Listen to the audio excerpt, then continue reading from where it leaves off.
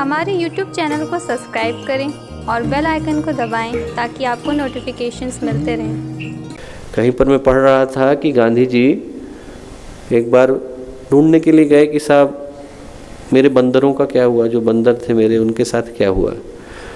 तो लोगों ने कहा कि आपके जो बंदर थे यथावत है, बस नाम बदल गए, काम बदल गए। बोले क्या? बोले वो जो बंदर था जो मुंह पे उंगली रख करके बैठा था, बोलता कुछ नहीं था। एक बंदर था जो कान में उंगली डाल करके बैठा था। एक बंदर था जो आँख पे ऐसे रख करके बैठा था। बोले वो जो आँख पर रख करके बैठा था उसका नाम तो कानून हो गया है। कानून अंधा हो गया है, सब कुछ घटता है पर करता कुछ नहीं। अब बोले वो जो कान में उंगली रख करके बैठा है उसका नाम प्रशासन हो गया है, सरकार हो गया है। लोग कहते हैं पर कान पे जूं तक नहीं रेंगते।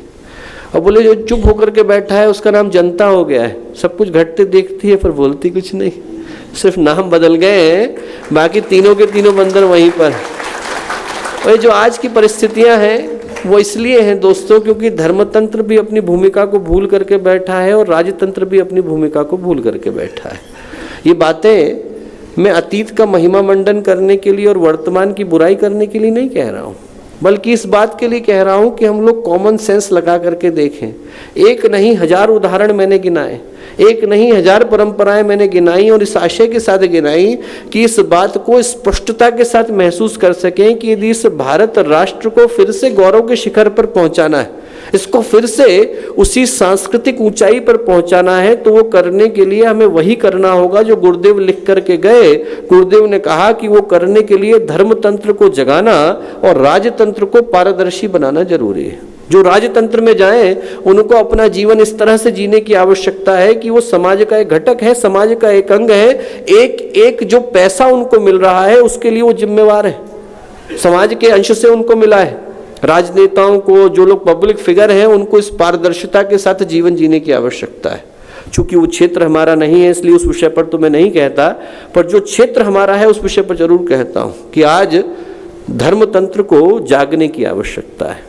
धर्मतंत्र यदि जाग जाए तो राजनीति तो बहुत छोटी बात है दोस्तों। देश है, राष्ट्र है, मानवता है, पूरे के पूरे युग की दिशा निर्धारित हो जाती है, नियंत्रित हो जाती है। एक भगवान बुद्ध के जाग जाने से, उनके शिष्यों के जाग जाने से भारत से लेकर जापान तक के राजतंत्र को मथ डाला गया था। महेंद्र थे, संघमित्रा थे, कुमारजीव थे, नागार्जुन थे, इनने जा करके हर देश की व्यवस्था को बदल दिया था। एक जागा हुआ व्यक्तित्व, तपस्या में नहाया हुआ, साधना में नहाया हुआ, योग में नहाया हुआ, दिव्यता में नहाया हुआ एक जागृत व्यक्तित्व 2.5 लाख की सेना पर भारी पड़ता है। एक बुद्ध जाग गए तो उनको देख करके जो हत्यारा अंगुलीमाल था भिक्षु बन गया, पथभ्रष्ट आम्रपाली देवी बन गई, वो जो क्रूर और बर्बर अशोक था वो अजातशत्रु बन गया।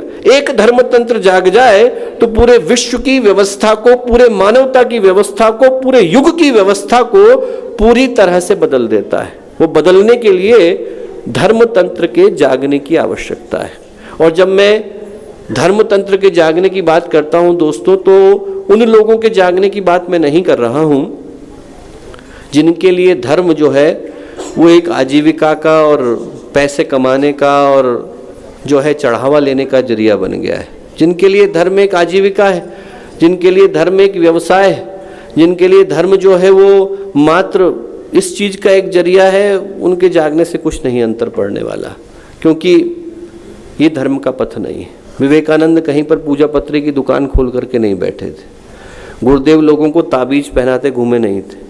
महर्षि अरविंद जो है वो किसी के घर में भागवत की कथा कहने नहीं गए थे। धर्म जो है व्यक्तित्व के जागरण का पथ है। धर्म उस चीज़ का पथ है जहाँ पर हम भगवान के लिए अपने आप को मिटाने को तैयार हो जाते हैं, जहाँ पर हम अपने आप को खोने को तैयार हो जाते हैं। धर्म का पथ जो है वो कायरों का पथ नहीं है, धर्म का पथ शूरमाओं का पथ है। धर्म का पथ वो पथ है जहाँ पर व्यक्ति को सूली पर चढ़ना पड़ता है, जहाँ पर व्यक्ति को गालियाँ सहनी पड़ती है, जहाँ पर व्यक्ति को निंदाएं सहनी पड़ती है, जहाँ पर व्यक्ति को फांसी पर चढ़ना होता है। गुरुदेव ने गीत लिखा है कि ये राह नहीं है फूलों की, कांटे ही इस पर मिलते हैं, लेकर के दर्द जमाने का बस हिम्मत वाले चलते हैं। जो धर्म का पथ है दोस्तों वो इन कांटों को सहने का पथ है। जिनको फूलों की सेज चाहिए उनके लिए दुनिया मुबारक है, पर जो कांटों को सहने के लिए तैयार है उनको धर्म के पथ पर आने की आवश्यकता है। जो इन चीज़ों को सहने के लिए तैयार है उनके लिए धर्म का पथ है।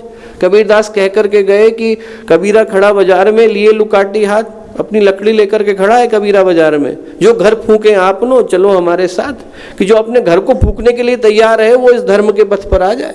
जिसके अंदर अपनी कामनाओं को, अपनी आकांक्षाओं को, अपनी वासनाओं को, अपनी तृष्णाओं को आग लगाने की भावना मौजूद है, उसके लिए धर्म का पथ है, बाकियों के लिए धर्म का पथ नहीं है दोस्तों।